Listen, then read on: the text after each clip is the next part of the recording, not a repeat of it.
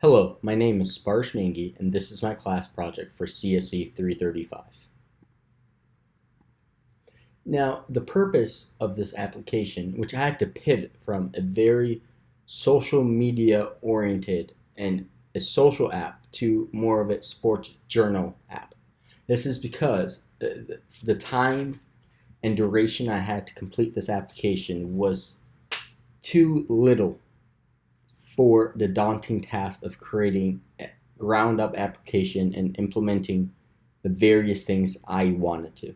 So after I pivoted, the purpose was still the same. The purpose of the application was to assist a user to log in and experience at various different gyms, whether it's an outdoor location or an indoor location, whether it's soccer outside or basketball inside, whether it's basketball outside and swimming inside. This allowed the user to decide what places are the best locations to go to based on that time, the date, and the familiarity of their experiences. There's a big problem where you do not know when you head to a gym if based on that time or the date and even the quality of the people that might be there are and match what you're looking for. That being said, what we did was we implemented a Facebook IPA using CocoaPods, or PODs for short, which is a general term for either a library or framework that's added to my project, well, in this case, the Facebook project.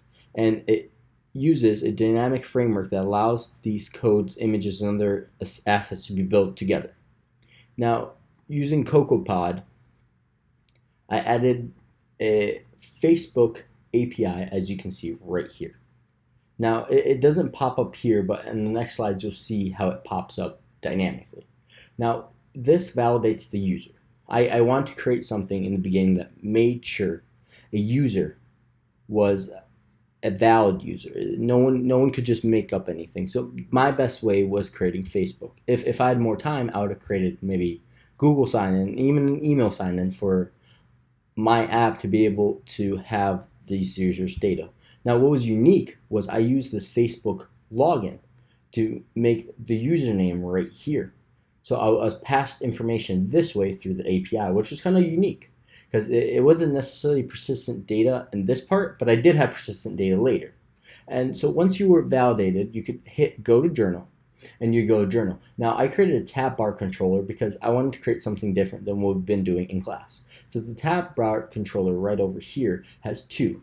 And this is view 1 and view 2, which is, in my application, one is add and one is view.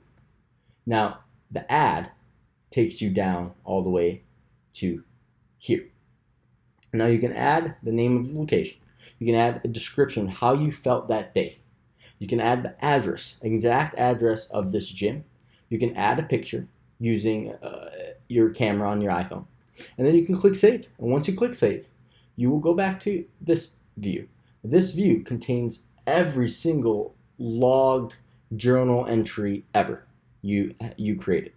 Now, this is very important to me because I want to make sure I could have every single cell every time I go play basketball, and based on every single information, every single table I've ever created, I can make a great choice on where I want to go. So once you click on this, you can go back to a location. You can have a new view. Let's just say the park got upgraded. You can put a brand new picture in here. You can add satellite, hybrid, or standard based on the map you want. It gives you longitude, latitudes, and then of course it pops up all this information right over here. Now, as we go on to the next slide, this is actual it running to a degree, which it cuts off where you click the table. I didn't think that was needed for this. So you continue with Facebook. This is the first thing that'll pop. You click continue with Facebook. Then you go up to here. Now this is what I was talking about when we have to validate the user using an API, which in this case is Facebook. We click continue. It validates the user. Now we have log out button here. And as you can see, this says my name, Sparsh Mangi. It's because it's pulling the information from Facebook all the way to here. And now we go to journal. Bam. Now within journal, we click the add button, as you can see, which this is the view button, which is right here. As we add the information, the basketball court at Guadalupe, which is actually a local Tempe basketball court. Guadalupe basketball court is actually the address. If you put that into this, actually can figure out the exact address.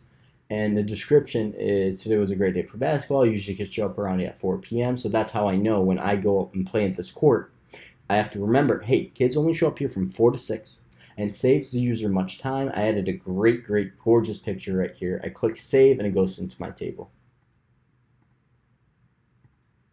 Now, this was more of the actual implementation. Now, I wish I could have done more in MVC, because the whole point in MVC is that it's called the model view controller for a reason. It's made mostly because there's 3 different layers: the model, the view, and the controller. The model is where your data resides. Things like persistent, model objects, parsers, networking codes are normally live there. The view layer is the face of the app that the user interacts with. Its classes are typically reusable since there aren't any domain-specific logic in there. Like UI label is a view that's present in the text of the screen that's easily reusable. And the controller metadates between the view and the model. This is typically done through delegation patterns. In ideal scenario, the controller entity won't know the concrete view it's dealing with. Instead, it will communicate with an abstraction via a protocol. And classic example that I was trying to implement here was a UI table view communicates with its data source via the UI table view data source protocol. So when you put everything together, the view is activated through the user action, which hits the controller, and the controller updates the model, which notifies the controller, which updates the view finally. And you think it's very simple, but the issue is that it's much harder and much trickier to implement than you would think. Now, within my entire thing, the login view controller was the thing we saw earlier. It's the one with the Facebook login button, all this good stuff. So this would parse and add data to first view controller, which was a tab view, but we'll go with the first view controller for classes at least. And so in this we had the NFFetch results, we had the NFS requested, we had the Boolean, we had the number of sections, we had the table view basically being populated via the second view controller would pass data back over to here. And this is our persistent data. This is how I saved my data. It was location saved, logged strings, which is description, name, and the picture, which is NS managed binary data. Now, this mini function I had here were add picture, add location, image picker view controller, which let you pick the image of the exact thing you wanted. And if it did load, we had a segue through here, as you can see, prepare for segue, and that's how this controller knew the name of the user. And then we also had a VIU controller. The table itself had another table cell for location, so I could actually click the name and the thing and then go to this experience view controller, which would actually present all my data to me, and which would be very useful to the user. Now, this is a very cool thing I made. I made this because the experience view controller, the first view controller, and the login view controller, and this dynamically showed the object relationships. And as you can see, there's all these 3 second view controller and all the Facebook SDK. As you can see, all this was the APIs I was calling. A lot of this I made. We also had the persistent data, and we had the app delegate right here, and all our implementations were here. And this is a very good visualization of how the app was being created. Now, this is the model view controller. This is what I attempted to build. Now, not everything was perfect, but the whole point was the user interaction, the tap buttons, would to view and edit cells, to add journal entries, to save the location on previous gyms and basketball courts visited. This would be pushed over here. This would be pushed back over here to the view. What was being pushed was the user's actual trying to update with new journal entries. And so the view would display the map of the location, the tables, the table view, to display the map with pins and update the table view and display the table. And then obviously the controller, now the controller is beautiful. It would call the API for me. It would fetch the data map for me. It would fetch event data. It would send requests to the user for core data. And core data was, again, something called user in my program. And it would list available journal entries, and the model obviously is where the logic was done, where the core data storage and object model for pictures, events, information, description, map data, location data, and user data was, and it notifies controllers of data changes. And so the map location calculated Facebook API fetches new profile, and there's also a coordinate API. Now, the issue was with this project, more than anything, was the fact that Facebook API was very hard to integrate in the beginning, especially without CocoaPods, so I need to use CocoaPods. Now, I wanted to do more of a dynamic planner where I could track users, see exactly where they're at, who's actually on the court real time. But the issue was, again, the time constraints, and it was much, much harder to implement MVC doing this type of thing. But I will work on this over summer because I really do think this is a very cool project. With finals coming up and with a bunch of other stuff, I just could not have time, and I had to pivot, and that's completely fine. I pivoted just like a lot of companies, just like a lot of apps have to. And I wish I was more of a dynamic planner instead of a logger.